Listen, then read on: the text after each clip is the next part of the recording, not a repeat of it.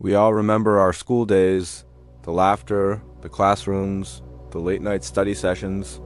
But behind those memories, some schools hold secrets they never talk about. Tonight, we're diving into disturbing true school horror stories, real events that prove the scariest lessons aren't found in textbooks.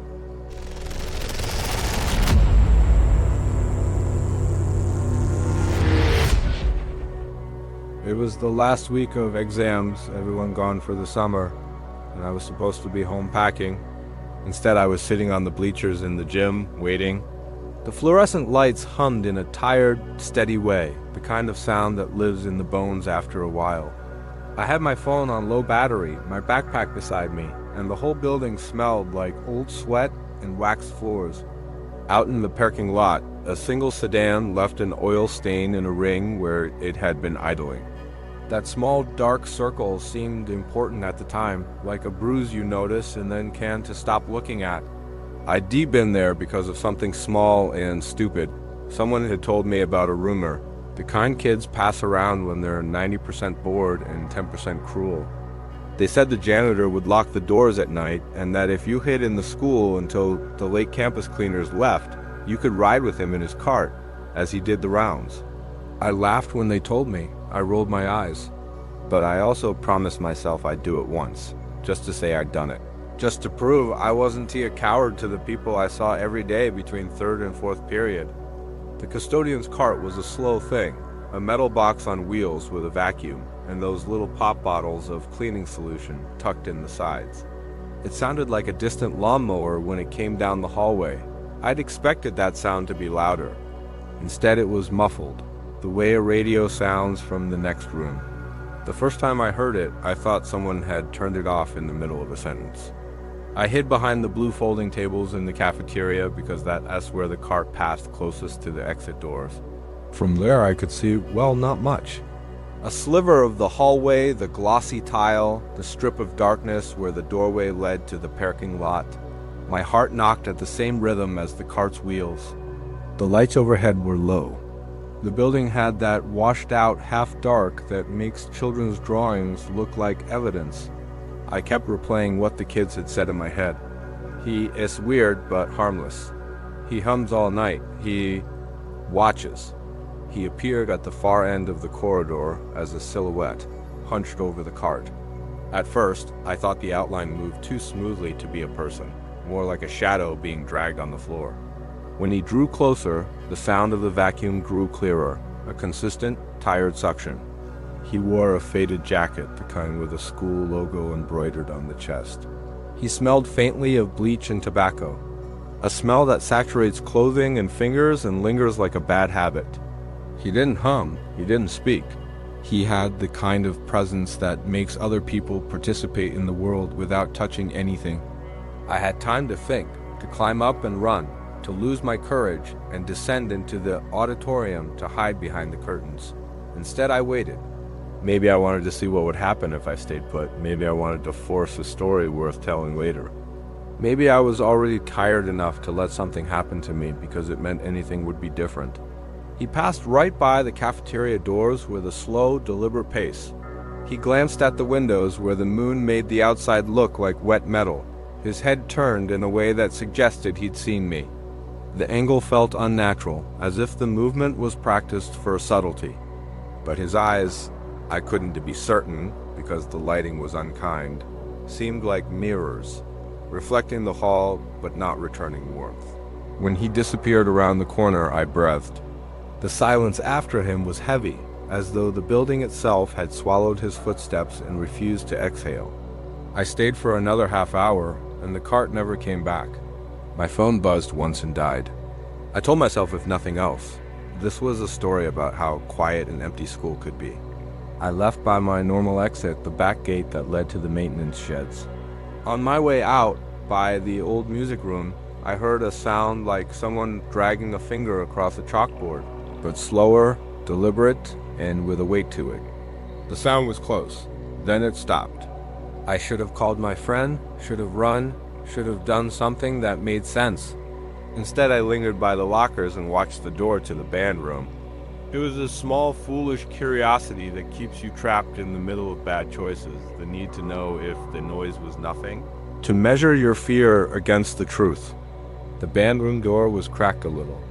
A sliver of light leaked out, not from the fluorescent fixtures, but from something in the corner, a dull amber glow. I pushed the door open the rest of the way, and the smell hit me. Old wood, rosin, and that same bleached tobacco mix. The glow came from a phone screen, face down on the floor. There was a smear across the screen, like someone's palm had been there a long time ago, and then wiped in a hurry. I crouched. The instrument cases sat like silent black coffins. An alto sax leaned against a folding chair, mouthpiece capped. On the chalkboard, notes of a forgotten song were stuck with a ball of dried gum. My hand brushed the phone. It was warm, like it had been in someone's pocket. The screen lit up as I touched it, and the lock screen displayed a notification. Missed call, lunchroom, 12:23 a.m. The timestamp was an hour old. I backed away slowly. That vibration of a missed call felt like breath on the back of my neck. I put the phone into my pocket because it seemed wrong to leave it on the floor like a message meant for someone else. I told myself it would be simple. Take the phone to the office, hand it to the principal in the morning, be a good citizen. But as I passed the open door, out in the hallway, the janitor stood by the trophy case, leaning as if he'd been there for a long time. He hadn't been there before. One moment the corridor was empty. The next, he inhabited it like a stain that had always existed. He didn't turn. He watched, not with eyes that hunted, but with the patient attention of something that cataloged things. "You left your cart?" I said, too loudly. My voice echoed and the sound felt indecent. He didn't answer. He lifted a hand slowly as if testing the air. I moved to step around him and my shoulder brushed his arm. He smelled like the cart now, hot plastic, lemon oil. His skin was rough, almost like sandpaper. For a second, a sick, disorienting second, I felt the scraping cadence of the wheels under my feet, as if I were still in the gym. Then he reached out and touched my wrist. It wasn't a hard grab. It was a light resting of fingertips, as if someone had placed a bookmark in a page. I had the urge to laugh, to fling my arms, to look away, but the contact made everything else shrink. His fingers were warm, but not with blood, with the same warm residue the phone had when I picked it up, like something that clings and is not quite clean. He leaned closer and spoke for the first time. The words were soft, the kind of thing said when a person tells a story to a sleeping child. "You shouldn't be here," he said. That sentence made the world very simple. The school had rules. People had jobs. I could say sorry, apologize, and leave, but I didn't move. I don't know why I didn't move. Maybe it was the way he said it, as if it were an observation about weather rather than a warning. Maybe it was the warmth that made my skin want to trust him for a second. Why would I began. The rest of the sentence died because in the next breath he was gone. Not fled, not moved, vanished like a page torn cleanly from a book. The hallway where he had stood was empty, the trophy case reflecting the lights in dull, circular spots. The smell was gone. Only the phone in my pocket seemed to pulse with heat. I left then. I walked faster than I usually would, the kind of speed that feels illegal for someone alone in an empty building. The parking lot felt alien, like a stage after the actors left the scene. My car started on the first try. I did not look back. That night, I told a friend what happened. He laughed in the way people laugh when something is inconvenient in their mental ledger. He asked if I was sure I hadn't imagined it. I said I wasn't sure. For weeks after, I kept thinking about the missed call notification on the phone. I thought about the smear on its screen and the way it had felt warm in my hand. I thought about the janitor's fingers like a bookmark. I kept replaying the silence he left in his wake, the kind of silence that has edges. A month later, the school announced the unexpected death of one of the custodians. A heart attack, they said. In an email that felt like it was for everyone and yet not for me, the principal wrote about grief and the unseen work that keeps schools running. I read it 3 times before I noticed the detail at the end. The janitor had been found in the band room, Sitting in a folding chair, one hand on the cart and the other in his pocket, they held a small funeral. People brought casseroles and flowers and stories. Someone spoke about his humming, a tune that trailed through the halls after dusk. Another person joked about him being a night owl, a fixture you could rely on to be there when you weren't awake enough to find him. The mood was gentle, the way communities smoothed the jagged parts of loss into manageable shapes. But I couldn't make the pieces fit.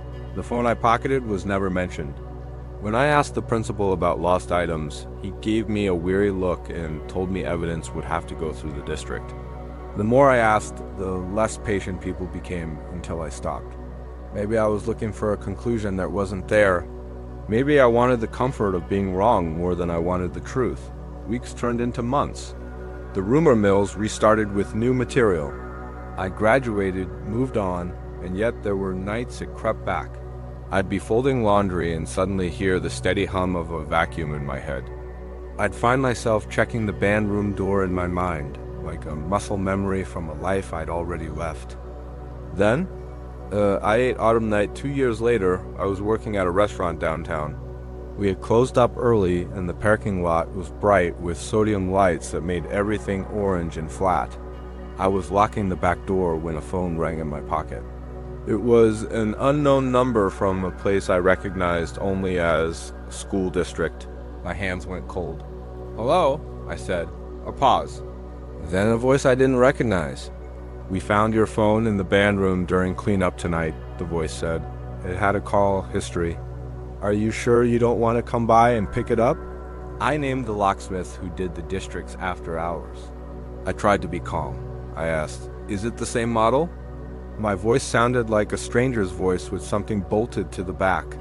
"Yes," the voice said, and then, without preface, there was something else. An old janitor's badge, too. He had a cart near the trophy case again. "They say he leaves it like that sometimes." I went to the school. The parking lot was empty and cold and smelled faintly of someone having smoked a cigarette a long way off. The band room door was open, and inside, on the floor where I'd picked up the phone 2 years earlier, sat a phone face down. Beside it lay a faded janitor's badge with his name on it, scratched and dulled. On the chalkboard, faintly, someone had written a time minus 12:23 and then had drawn a line through it like crossing out a clock. I picked up the phone. The screen was warm under my fingers. I didn't tell anyone what I saw that night. I put the phone in my pocket and walked out into the parking lot. The night was sharp, all the little noises blown into focus. Distant traffic, a dog barking, a drip from the gutters.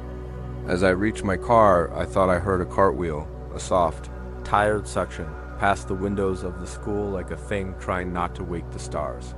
I drove home, and in the weeks that followed, I found things moved in my apartment. A towel folded and then smoothed out, a chair turned to face the window, a small smear on my phone screen that I couldn't explain. Sometimes late at night, I'd wake and think I heard someone set down a cart just outside the door. Once, when I leaned over the sink, there was a faint impression on my wrist like a bookmark. I've stopped telling the story for laughs. People don't know how to manage the part where there's no tidy explanation. They want ghosts that make sense, or at least a dramatic ending. They don't want the slow, domestic abrasion of something with a habit. They don't want a story where the world rearranges itself in low, careful increments and then leaves you sitting with the rearrangement. If you ask what I believe, I will tell you this. Something lived there that liked to tidy, liked to sit in the corners of rooms and rearrange small things like the smell of bleach on a coat and the sound of a vacuum in the hollow hours. It left notes without words and called at times that meant nothing and everything. Sometimes, when I'm alone and the apartment is too quiet, I find myself checking the hallway outside my door. The building hums differently at night. It's an awareness, nothing more menacing than the settling of old pipes. But the caution that sits in the center of my chest doesn't care for that distinction. It knows the sound of a cartwheel when it hears one. The last time I went back, and I only did it once because some people want to prove things to themselves even as they prove them false.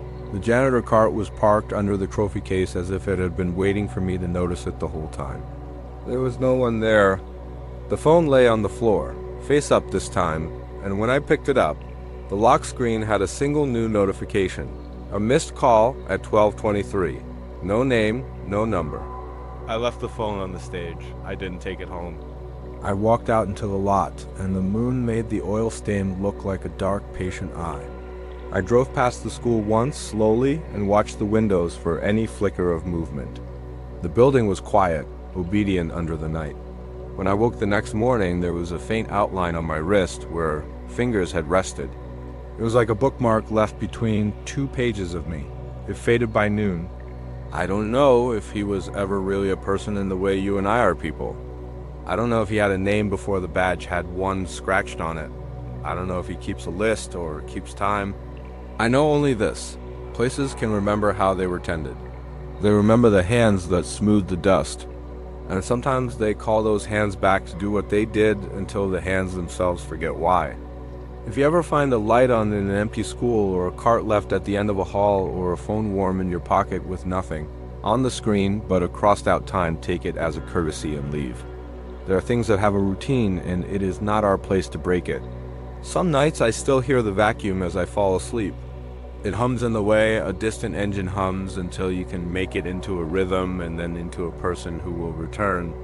And when I wake, I check my wrist, half expecting the press of someone's fingers. Sometimes it's there, sometimes it's not. I haven't gone back since. But I keep the bag with the phone tucked away in a drawer at home, face down. Every few nights it warms, like something breathing under the covers. The battery never drains all the way. The last call log entry I can see is only a number of ticks beside a time. 12:23. No caller ID. No incoming tone. Just the mark of a missed thing.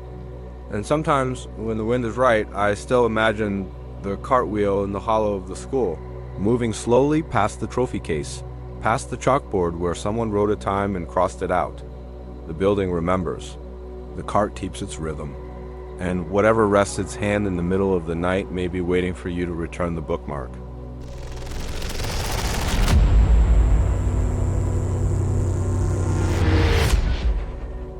This happened to me when I was 17. I don't tell it much anymore, and when I do, people nod politely and change the subject. Maybe that's easier. Maybe that's how it should stay. But it happened, and I think about it a lot, especially at night when the house is quiet and every small noise sounds like a signal. Our school was the kind people called classic brick building, high ceilings, long hallways that echoed. It sat a block off a tired main street between a closed bakery and a pawn shop. On the outside, it looked permanent, like it had always been there.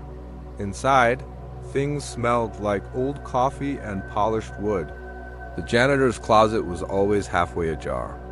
The fluorescent lights hummed in a way you only noticed when they were buzzing for a little while. I rarely stayed after school, but one winter term I signed up for extra help in math. It started as a practical thing, an after-school teacher who offered one-on-one time for students who struggled. He was quiet and wore the same coat every day. The sessions were in room 214 at the far end of the second floor, the side that got the least sun. You had to go past the library, then down a short corridor where the lockers were dented and the paint peeled. The first few afternoons were ordinary. I arrived, sat at the desk near the window, and we worked through problems while the janitor vacuumed down the hall. Sometimes the radiator clanged. Once, a mouse streaked across the windowsill. We both watched it, then got back to work.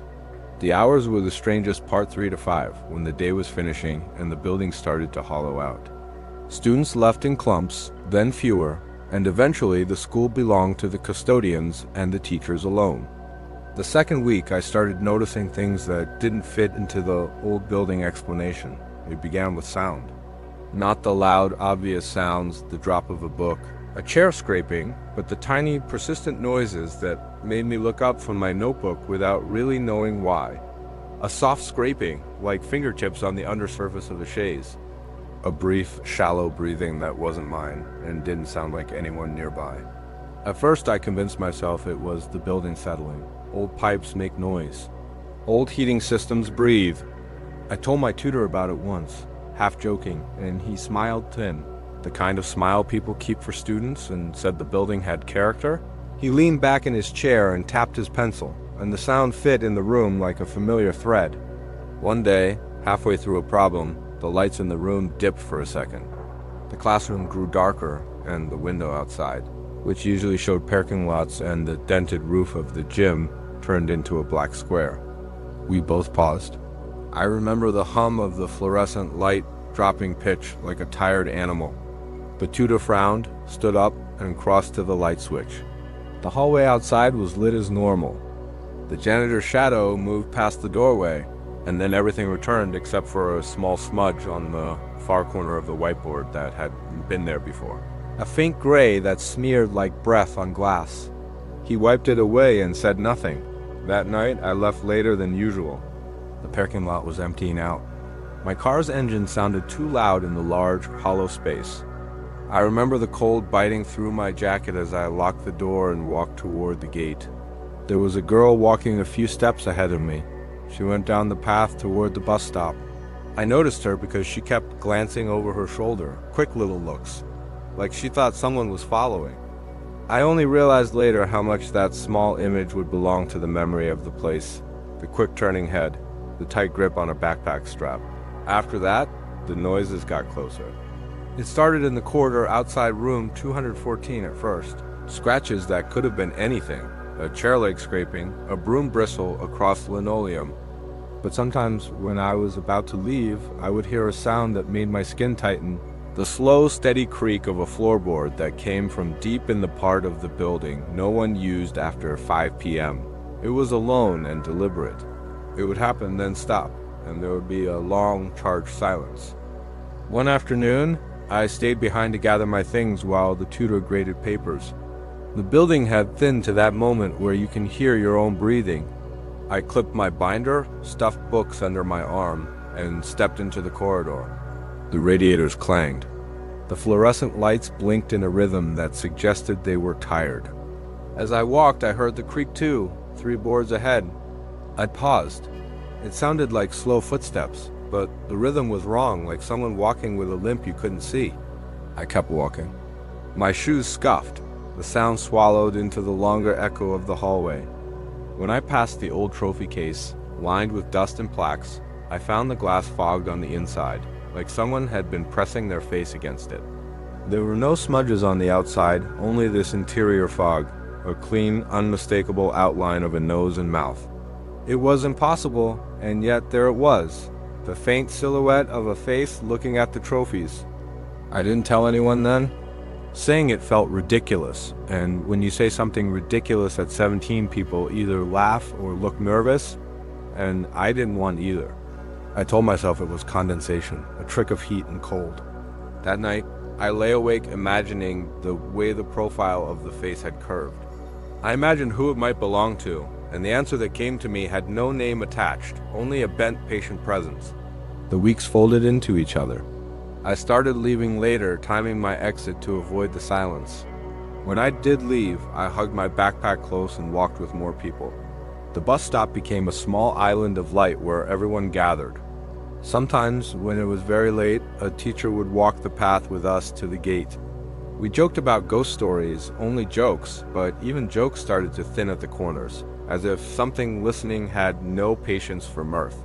One evening after the tutoring session, the building was almost empty. The janitor was gone. I didn't see him in the corridor.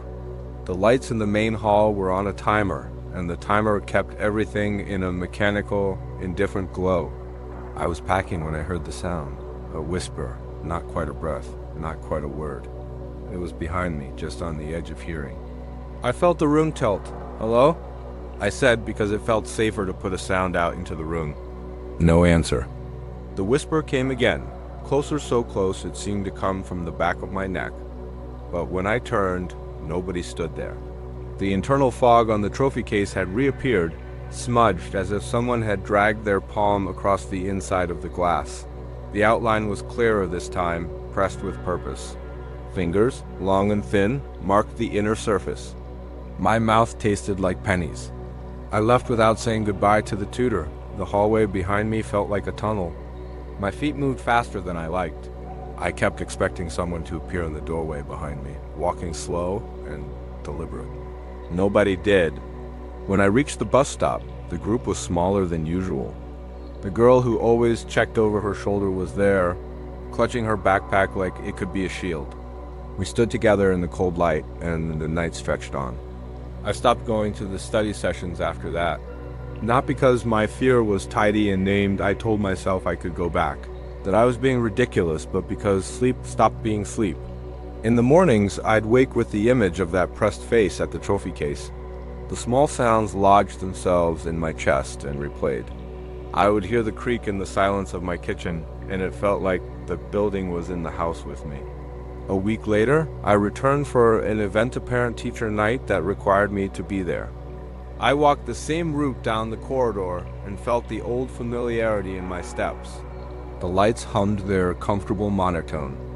The event was crowded, chairs lined up, voices low like insects, coffee getting cold in styrofoam cups. People moved in clusters. Near the front, the trophy case stood where it had always stood, a glass rectangle filled with last decade's victories.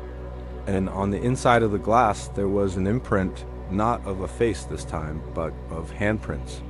Several, smeared as if someone had pressed their palms to the inside and pushed. The marks were faint, but unmistakable.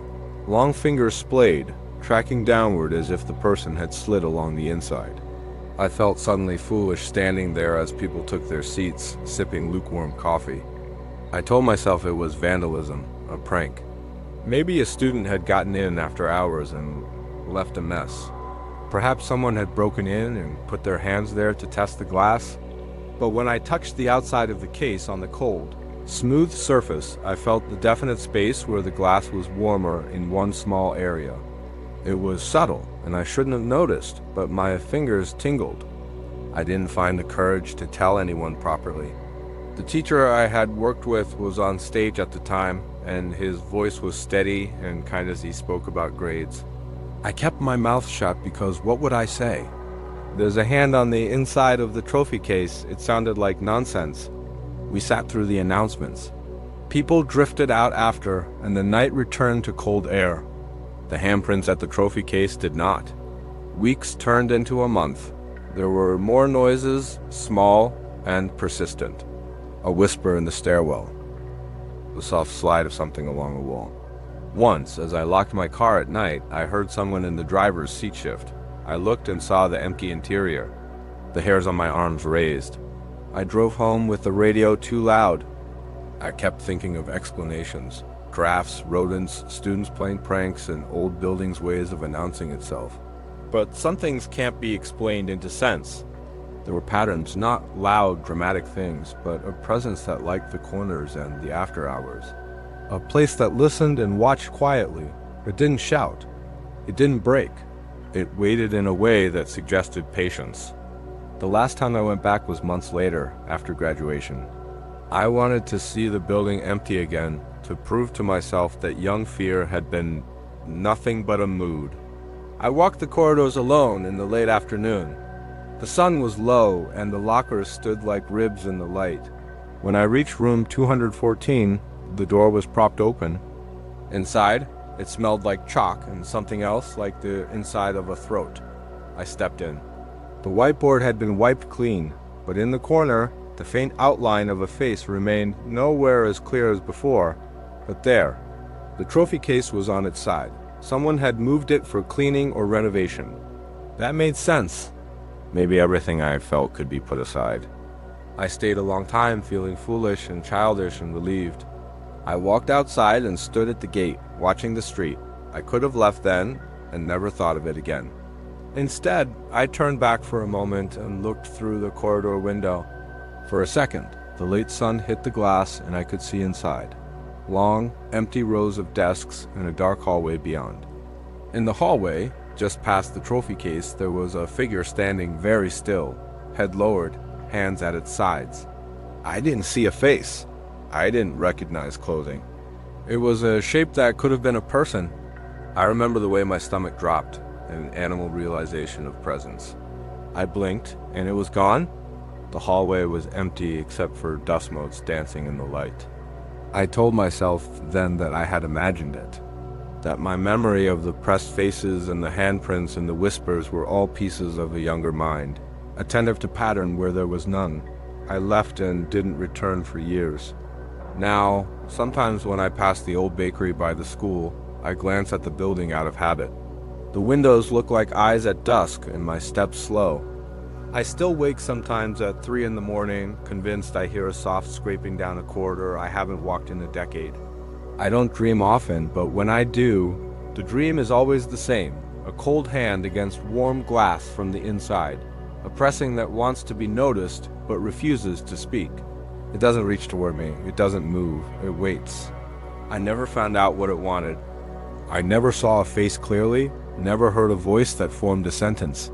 Only the small things, breath, a creak, a fogged outline built into a presence that felt older than the paint. If there's an answer, it's out of reach, lodged in the building's bones. If you ask me if I was ever truly scared, I'd say yes, but not in the way you expect. The fear was simple, the certainty that something had been there for a long time and would be there still when I wasn't looking. Sometimes I wonder if anyone else remembers the trophy case. Sometimes I think about going back and asking, but I always stop myself. There is a kind of polite permission in not knowing. There is comfort in pretending the place is only bricks and trophies and hollow echoes. But tonight, when the house is very quiet and the radiator sighs and the dark outside my window seems particularly patient, I imagine a shape pressed against glass, hands splayed, waiting. It doesn't move toward me. It doesn't leave.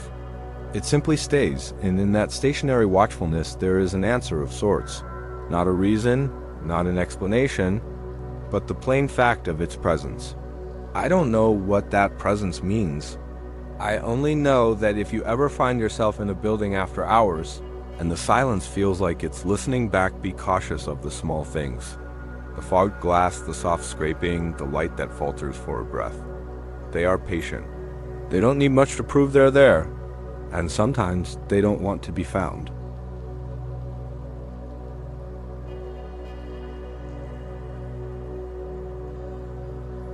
This happened to me during my senior year of high school, back in 2019. I've never told this story publicly before, but after everything that happened, I feel like I need to get it out there. Maybe someone else has experienced something similar. Maybe someone can explain what I saw. I went to Lincoln High in a small town in Pennsylvania. It's one of those old schools built in the 1960s, 3 stories, long hallways with those industrial tile floors, and way too many rooms that nobody uses anymore. The kind of place that feels empty even when it's full of students. I was on the tech crew for the theater department. Nothing fancy, I just helped with lights and sound for school plays. It meant I had access to parts of the school most students never saw. The catwalks above the auditorium, the storage rooms backstage, the electrical closets. I liked it, honestly. It felt like I knew secret passages that nobody else did. Our theater teacher, Mr. Hendricks, was pretty relaxed about letting us work independently. As long as we got the job done, he didn't hover. That's why one Thursday in late October, I was alone in the school around 7 p.m., staying late to fix some lighting issues before the fall play. The building was mostly empty. There was a janitorial staff somewhere. Maybe a few teachers grading papers in their classrooms. But the hallways were quiet. I was used to that. I actually preferred it. No crowds, no noise, just me and whatever podcast I was listening to. I was up on the catwalk, adjusting one of the spotlights when I heard it. A door, not just any door, a heavy door, the kind with a metal frame that makes a deep, echoing bang when it closes. It came from somewhere below me, backstage. I pulled out one earbud and listened. Silence. I figured it was Mr. Hendricks checking in, or maybe the janitor. I called out, "Hello?" Nothing. I climbed down from the catwalk and walked backstage. The area was cluttered with old props, fake trees, a dusty couch, some painted flats leaning against the wall. There was a hallway back there that leads to the dressing rooms, and further down to a door we never used. It was labeled Maintenance Access. I'd seen it 100 times but never thought much about it. That door was open, just slightly. Maybe 6 inches, enough to see darkness on the other side. I felt a knot form in my stomach. That door was always locked. I tried it once out of curiosity and it didn't budge. But now it was open and I could feel cold air coming from inside. Not like air conditioning, this was damp, stale air, like it had been trapped somewhere for a long time. I should have left. I should have packed up my stuff and gone home. But I didn't. I told myself it was probably just the janitor doing rounds, and I didn't want to look like I was scared of the dark. I pushed the door open a little more. It creaked, loud enough to make me wince. Beyond, it was a concrete staircase going down. The walls were bare cinder block, and there was a single flickering light bulb at the bottom, maybe 15 steps down. Hello? I called again. My voice sounded small. Still nothing. I took out my phone and turned on the flashlight. Then I started down the stairs. The air got colder with each step. I could hear a faint humming sound, probably the school's HVAC system or something. The stairs ended in a narrow hallway with pipes running along the ceiling. It looked like a maintenance tunnel, the kind of place where you'd expect to find water heaters and electrical panels. But it kept going. The hallway stretched out further than I expected, disappearing into shadow. My phone light didn't reach the end. I could see doors along the walls, some metal, some wood, all of them closed. There were no labels, no signs, just doors. I don't know why I kept walking. Curiosity, maybe. Stupidity, definitely. I passed the first door on my left. I stopped and pressed my ear against it. I don't know what I was expecting to hear, but there was nothing, just silence. I moved on. The humming sound got louder the further I went. It wasn't mechanical anymore. It sounded off, uneven, like it was fluctuating. And underneath it, I started to hear something else, breathing. Not my own. This was slower, heavier. It was coming from somewhere ahead of me. I stopped walking. My hand was shaking as I held up my phone, trying to see further down the tunnel. The light caught something. A figure. Standing at the far end of the hallway. I couldn't make out any details, just a dark shape, motionless, facing me. My heart was pounding so hard I could feel it in my throat. "Hello?" I said, but my voice cracked. The figure didn't move, didn't respond. I took a step back, then another. I didn't turn around, I couldn't. I just kept my eyes on that shape, backing toward the stairs. And then it moved, not toward me. It stepped to the side, into one of the doorways, and disappeared. That's when I ran. I don't remember climbing the stairs. I don't remember closing the maintenance door or grabbing my backpack. All I remember is sprinting through the auditorium, down the hallway, and out the front entrance into the parking lot. I sat in my car for 10 minutes, hands still shaking, trying to convince myself I'd imagined it. The next day at school, I went to Mr. Hendricks and asked him about the maintenance tunnel. He looked at me like I was confused. "What tunnel?" he said. I explained where it was, the door backstage, the staircase, the hallway. He shook his head. "There's no tunnel back there. That door leads to an old storage closet. It's been locked for years." I insisted. I told him I'd been down there, that I'd seen it. He looked uncomfortable, like he didn't want to talk about it anymore, but finally he said, "Look, just don't go back there, okay?" That was it. He wouldn't say anything else. I tried to let it go. I really did. But 2 weeks later, I was back at the school for a weekend rehearsal. I couldn't help myself. I went backstage to that door. It was locked. I pulled on it hard. It didn't move. I crouched down and looked through the gap at the bottom. No light. No cold air. Just a wall, maybe a foot behind the door. A closet, like Mr. Hendricks said, but I know what I saw. I know where I went. A few months later, I graduated and left town for college. I didn't think about it much after that, at least I tried not to. But last year, I was back home visiting my parents, and I ran into an old classmate at a coffee shop. We got to talking about high school, and I mentioned the theater department. She got quiet for a second. Then she said, "Did you ever hear about what happened in the basement?" I told her I didn't know there was a basement. She looked at me like I should have known. Yeah, back in the 70s, a student went missing. They found her 3 days later in some kind of maintenance area under the school. She was alive, but she wouldn't talk, just stared at the walls. They sealed it off after that. I felt my skin go cold. I asked her where she heard that. She shrugged. I don't know. It's just one of those stories people tell. I didn't say anything. I just thanked her and left. I still think about it sometimes, about that figure at the end of the hallway, about the way it moved, slow and deliberate, like it wanted me to see it, about the breathing. I don't go back to that school anymore. I don't think I ever will. But sometimes late at night, I wonder if I'd kept walking, if I'd followed it into that doorway, what would I have found? And worse, what if it's still down there, waiting for someone else to open that door